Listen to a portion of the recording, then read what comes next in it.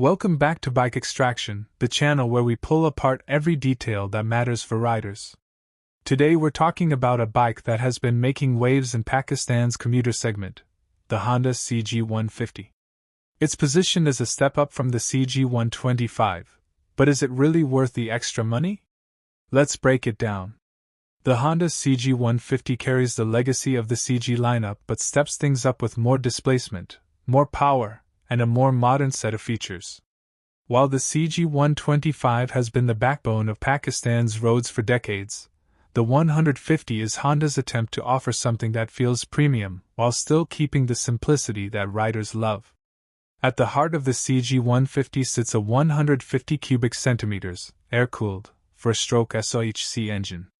It produces around 11.9 horsepower at 7,500 RPM and roughly 12.5 Newton-meters of torque at 6,000 RPM.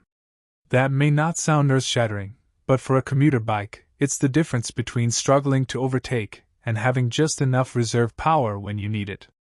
The transmission is a 5-speed with an all-forward gear pattern, which feels smoother than the traditional 4-speed boxes found on smaller Hondas.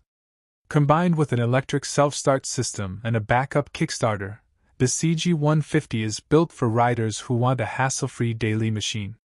Honda has finally paid attention to braking. The front wheel gets a disc brake, while the rear sticks with a drum, but the combined braking system balances things out. For city riding where sudden stops are common, this setup is a real safety improvement over the CG125. Comfort has also been considered.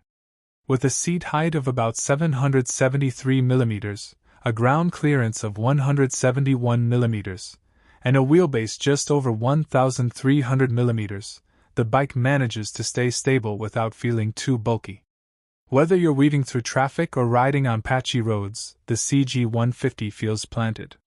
Styling is modest but fresher than its smaller siblings. Alloy rims, LED lights, and cleaner bodywork give it a slightly premium presence. It's still recognizably a CG, but modern enough to stand apart in traffic. Riders upgrading from a 125 will notice that the CG150 doesn't just feel different, it looks the part too. Fuel economy, while not as frugal as the 125, remains respectable. The 11.4-liter tank, with about 2 liters in reserve, gives enough range for daily commutes without frequent fuel stops. It's a practical machine, and Honda has made sure the running costs don't climb too high despite the bigger engine. Of course, the main talking point is the price. With an ex-factory tag hovering around $1,650 in Pakistan, the CG150 isn't cheap.